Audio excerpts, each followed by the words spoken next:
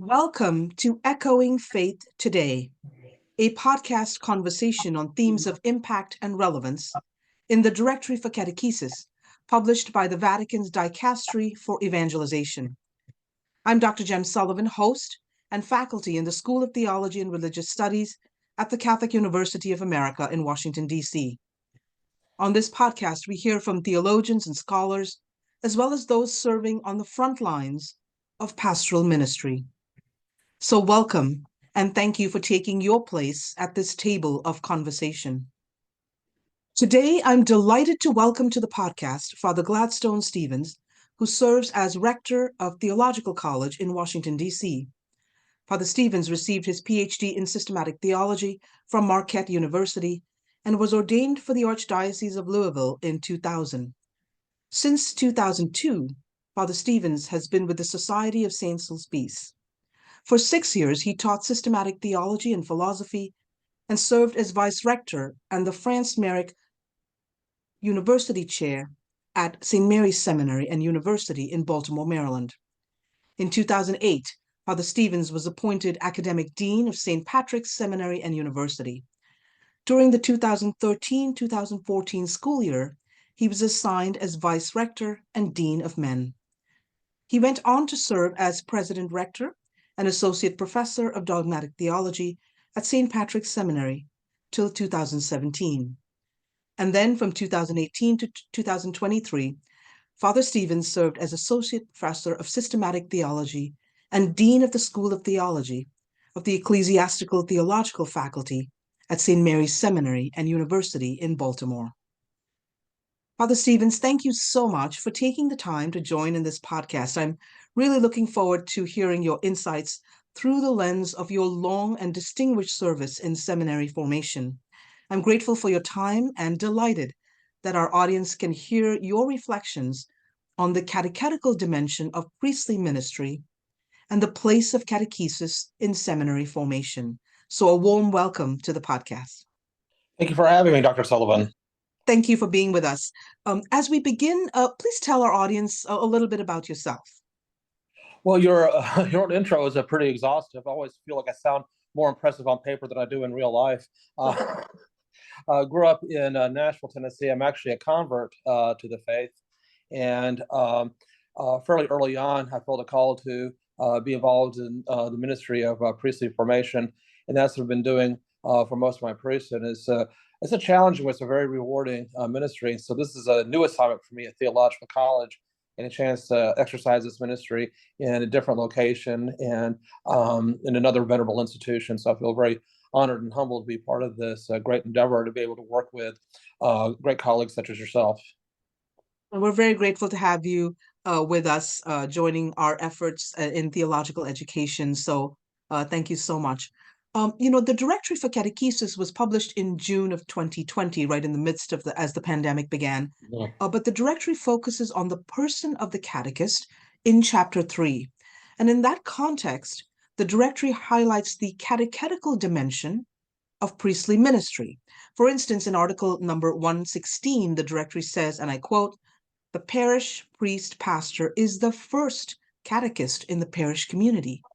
And I think we'd agree that most Catholics don't see the priest as the catechist of catechists, right? As the first catechist in the parish. So your thoughts on this very clear statement in the directory on the catechetical role of the priest and pastor? Yeah, it is a shame that sometimes that's honored much more in the breach than in the keeping, because certainly my conception of priestly ministry, the catechetical function is integral. To me, that flows from the theology of the priesthood. One of the things that we believe as part of our Catholic faith, that upon ordination, a man is configured in persona Christi, in the person of Christ.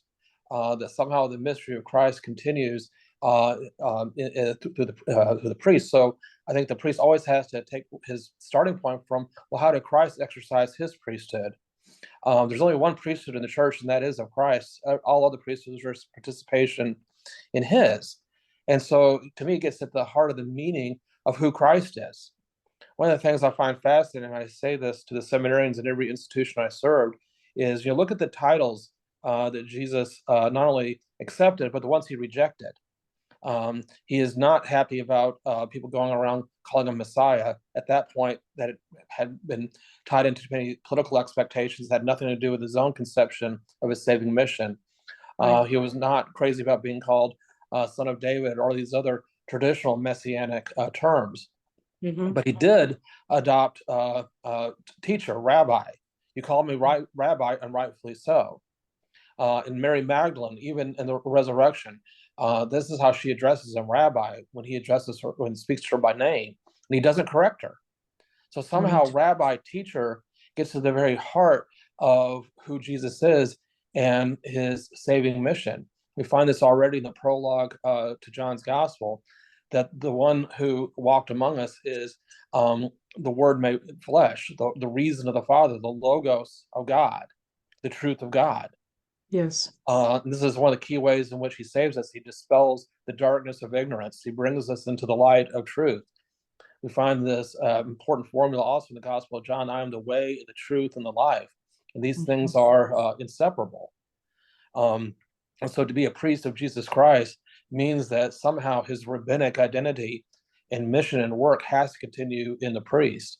So this is part of the necessary conformity to the person of Christ that's required by all the priests. So, to me, this is a non-negotiable that the priest, by virtue of his grace configuration to Christ, has to be as committed to the teaching ministry as our Lord was.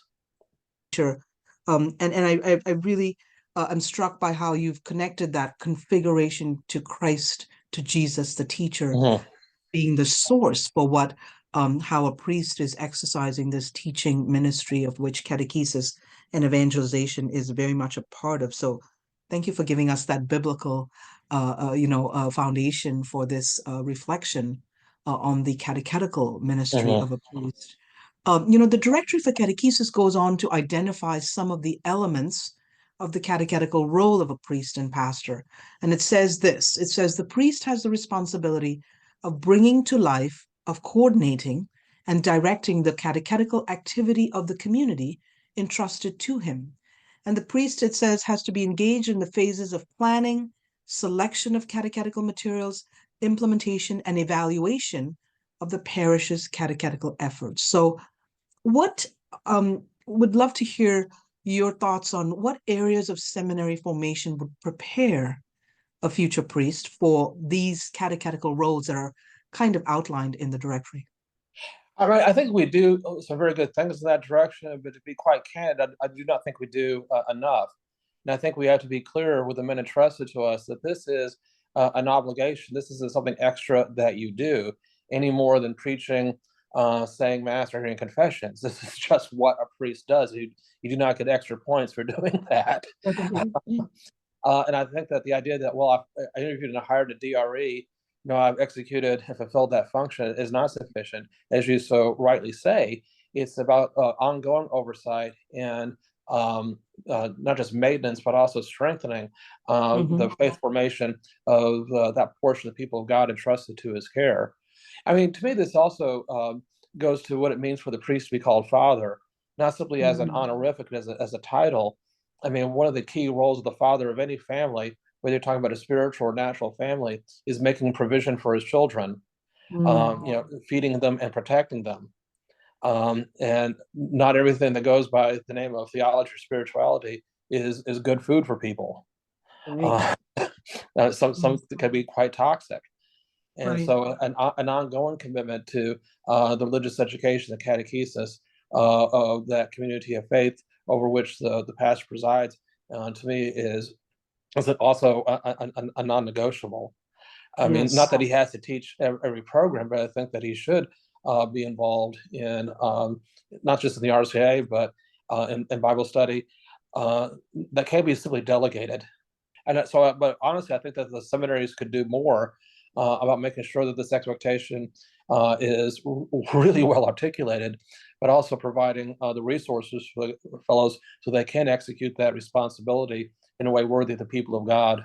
The directory will go on to say, that, and many of the catechetical documents really from the Second Vatican Council on have said that adult faith formation is the primary form of catechesis. Mm-hmm. So we tend to think of it as, first of all, as children, right? Formation of children for for the sacraments. But in fact, the catechetical documents have been saying adult faith formation is primary, because once you have well-formed adults, then you have the rest of the community. It can move to a better formation. So the role of the priest then in that, can you just speak to that, how important it is for the priest to be very intentional, if you will, the pastor, intentional with supporting and nourishing adult faith formation?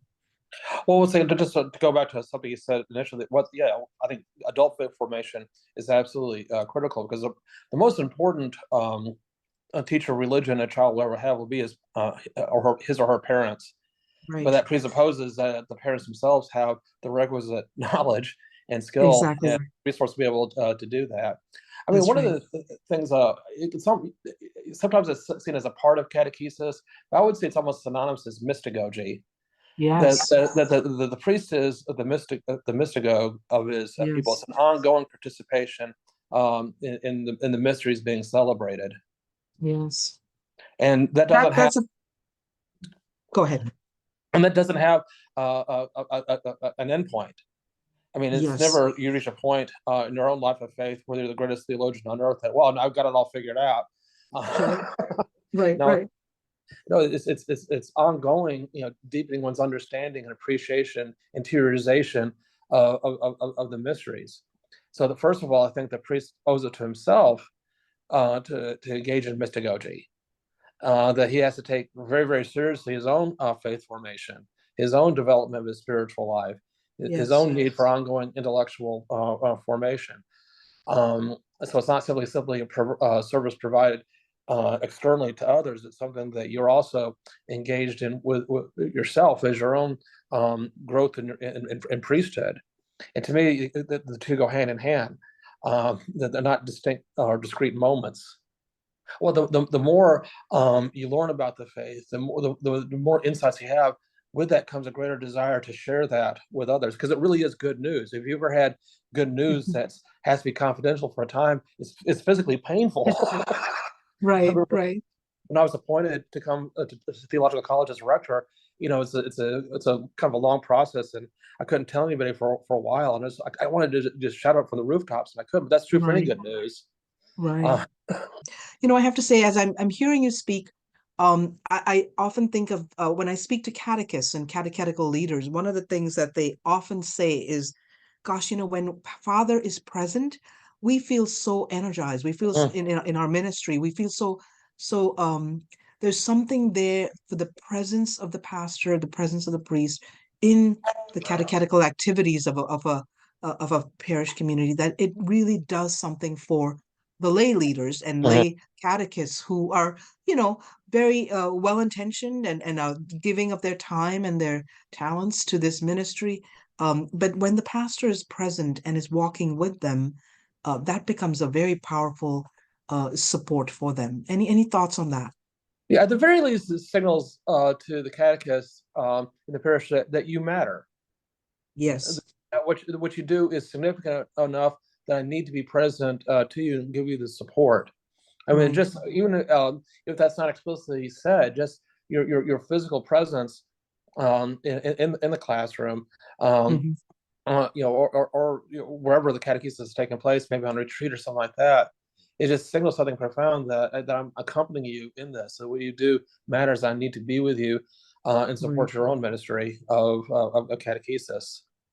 And one of the images that the Directory for Catechesis uses for the catechist, it says the catechist is the keeper of the memory of God Hmm. in the community. And I And love that phrase. um, It's beautiful. isn't it wonderful? Yeah. And that's then the pastor, the priest is the one who's actually supporting these lay ministers of catechesis to be that very in the very close way in which they walk with other people in their lives and their lived situations. So I think it's a wonderful collaboration that can take place, a co-responsibility, if you will, for the ministry of catechesis. If I may ask the same question, perhaps, but with a slightly wider angle lens, um, from your long experience in seminary formation, what is the place of catechesis in seminary formation today? Well, I think right now, I think that most of the heavy lifting in terms of catechesis goes with the fellows' pastoral formation, and I think that's all well and good. In addition to for some of your listeners who may not be aware of this, that in addition to classroom work, there's tons of practical experience that a guy has to undergo in order to fulfill the requirements of the seminary program, and rightfully so. Yes. So hopefully over the course, not just hopefully, we make sure it happens over a man's priestly formation. He will spend time doing actual catechesis, maybe leading an RCIA, or maybe he's attached to a school of his parish assignment is attached to a school to go actually teach religious ed courses, have some real practical experiences. And then some of our fellows participate in a pastoral or internship, which also provides wonderful occasions for hands-on work and collaboration with catechists at the parishes where he's assigned. And that's great. But I would like to see a focus on catechesis. We're not there yet in any seminary, quite honestly. That all the dimensions of formation include this kind of component. Like even spiritual formation, when a man is in spiritual direction, undergoing devotions, it's great that he's growing closer to Christ and that his own sanctification is proceeding. But are we as clear? Okay, but how are you going to communicate whatever spiritual fruits to others? How are you going to guide your community in a greater love of our Blessed Mother, the Eucharist, the saints? What's going to be the fruits of your own spiritual edification for others? And when I teach, I always remind the fellows that whatever you're learning, it has to be passed on. And if you're not getting this course material, then neither will your parishioners. So I think that we have to have catechetical outcomes, in my opinion, in all the course syllabi. How is this going to make you a better priest? Not just what the professor wants you to get in terms of the content, but the expectation is how's this course going to make you a better teacher of whatever is being discussed, whether it be canon law, moral theology, systematics, what have you. I think we have to be a lot more explicit about what our expectations are for fellows in every aspect of the program. I'm not saying that should be part of. Please note, I'm not saying it should be part of the pastoral formation, but it has to be extended to everything else that has to happen in a seminary. I think that's a powerful idea, Father Stevens, and I think it's reflecting what the catechetical documents have been saying for quite some time. To your idea that all dimensions of formation should be kind of imbued with this question. It really should be a question that's part of the reflection on the course content in any area. Absolutely. How am I going to be able to effectively communicate this core message of the gospel, the good news, as you were saying earlier, the kerygma, because it has to be passed on. It's not just for my own benefit. The formation is always so that I am, serving, so that sense of sharing the fruits of contemplation and study and formation, and to really be intentional about reflecting on that. I think that's a very powerful, and it requires almost, one could say, a paradigm shift, if you will. Don't you think? Oh, it does. It does. I mean, and it's not about dumbing down the curriculum at all. It's just providing a different kind of a focus. I think this, and I have to say that when I began my own ministry as a theological educator, I'm not sure if that was always the forefront of my consciousness either. I really had to shift gears myself, that this is not just like teaching these students, that through these students, I'm also, instructing, thousands of the people of God. Yes. And so I had to really ask myself, what do I want not just this student to know, what do I want a future priest pastor to know about Christology, ecclesiology, or whatever have to be teaching at that particular moment. Right. Thank you. It can be done. Yes, no, and I think it's just having that vision, right? Having that vision, and as you said, kind of the paradigm shift that it will take in the minds of formators and seminarians as well, that this is kind of an important question. It's really because, what the documents have done is really bring catechesis back into the heart of the church's evangelizing mission. And as we know, Pope Paul VI said, the church exists to evangelize. That's the whole reason for the church's existence. So this really gets to the heart of the matter of how are we actually communicating this message of the gospel in all of the areas of formation that a seminarian is privileged to have through seminary formation. How is that now going to be shared with the faithful? Mhm. To have that lens is really, I think, a very important and powerful moment for a seminarian as well, to have that realization. So thank you for drawing attention to that, and for your vision, that I'm sure you will in time be able to implement in your work. Are there any other insights, as we bring this to a close? Are there any other insights into seminary formation and the church's mission of evangelization and catechesis that you would like to share with our podcast audience? I think just the urgency of this. Mm, That this is not just a requirement. These aren't just ideals. I think that there's something about the nature of the times in which we live, in which this is so critical. I think that maybe if we lived in a more maybe traditional, stable society where right, not just Christian but just religious values were reflected in the arts, in the wider culture, maybe that right, urgency wouldn't be there. But the hegemonic culture that surrounds us isn't simply indifferent to what we're doing as church. I mean, sending a contrary message. right, Um, and we just right, have to be, we can't bemoan that. We can't be anti-cultural radicals. I mean, that's not what we're called to do. right. We're called to still be, go out there and baptize the nations. Yes. We have to engage them in an incredible, loving way. Mm-hmm. But the truth of the matter is that if we're not very, very serious about communicating the gospel as given to us by our Lord, the people aren't going to get it. We can't believe that the wider culture is going to propagate the truths that are really going to be necessary for the realization of the human good. Um, Yes. and if the human good's not being realized, then something else is going to be actualized, and it's not going to be conducive to us as individuals, or quite frankly, a species. And I know that sounds a little bit alarmist, but I really do mean that. Right. That there has to be a passion, a desire, but quite frankly, a sense that this is a crisis situation in which we find Right. ourselves now, and that if we are not, I think about Deacon Philip's encounter with the Ethiopian eunuch in the Book of Acts. He's Right. well intentioned. He's struggling over the text, but it's opaque to him. He doesn't get it. It's like, how can I Right. understand this word unless somebody explains it to me? Mm, mm, So I think that's my hope for every seminarian that comes through theological college or any seminary in the country, is they really see themselves as new Phillips, eager to go out on the roadside and mm, open up the Word of mm. God for people. That's a wonderful image, wonderful image. And such a good reminder that there is a sense, I mean, it's not alarmist, but it is realistic, really, to look around and say, we are in a crisis moment with just the phenomenon of disaffiliation that Hmm. study after study after study is pointing to, and so many of those who are disaffiliating from the practice of faith are former Catholics. In fact, I think the Pew survey said that a full 50% of those who are nuns, NONES, Hmm.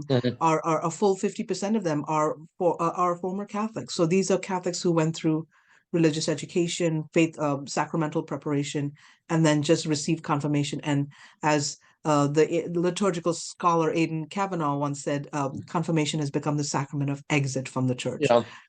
So this is truly a crisis, and it's something that we have to, help our future priests, seminarians, to say how am I part of the solution, right? It's not just, like you said, enough to bemoan it, but to be part of the solution and part of the wonderful gift that the church has of proclaiming the gospel in our time. So thank you so much, Father Stevens, for sharing so many good insights on the place of catechesis in seminary formation and your vision for this important topic. Our prayers and best wishes are with you in this new year of your ministry as Rector of Theological College. Thank you so much once again. Well, thank you, Dr. Sullivan. It's been an absolute pleasure. Thank you for joining in this conversation with Father Gladstone Stevens. Please share this podcast with those who serve in catechetical ministry and seminary formation. And stay tuned as we continue to discuss themes of impact and relevance in evangelization and catechesis in the Directory for Catechesis. Till then, keep the faith and keep echoing the faith. I'm Dr. Jem Sullivan, and I hope you have a blessed day.